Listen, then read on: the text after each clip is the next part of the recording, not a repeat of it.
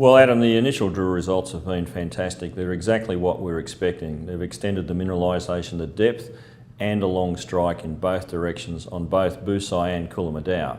Our early releases from the initial results that we've got indicate that quite strongly. So far, we've completed about 6,000 metres of the 15,000 metre drill program that we were looking at, and we've received results on a small proportion of those, and also a lot of the early holes were RC pre-collars which weren't specifically targeting mineralisation.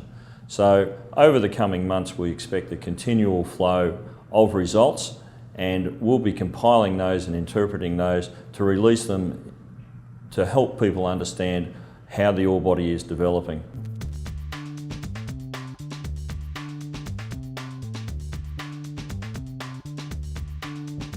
Yes, what we've done, Adam, is resample some of the geotech drilling that was undertaken in 2010. That was never actually assayed, so we redid that, and the two holes that were received to date are both mineralised for a fair extent of the hole. The particular relevance of that is also that the geotech readings were taken on what is now ore mineralisation and is a lot softer than the surrounding rock. So this helps explain the low wall angles that came from the original pit designs. And further geotech investigations we hope will allow us to steepen those wall angles back up to something more reasonable than the current 35 degrees.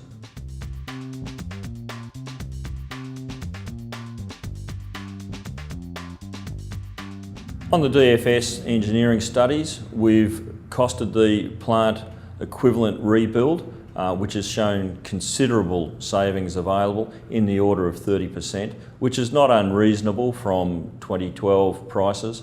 So we're quite happy with that. That's on track. We're also well into detailed mining cost estimates and very well advanced on power costs. Both of those are showing considerable savings over the 2012 costs. We've recosted the pipeline and are starting to get into such parameters as the mining camp and detailed engineering studies based on metallurgy.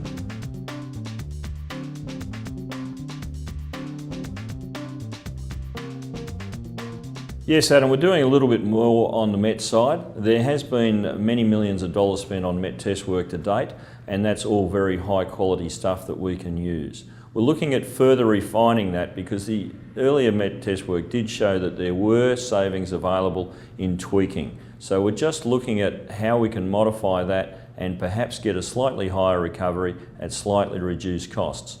That test work is underway and we expect those results within the next couple of months.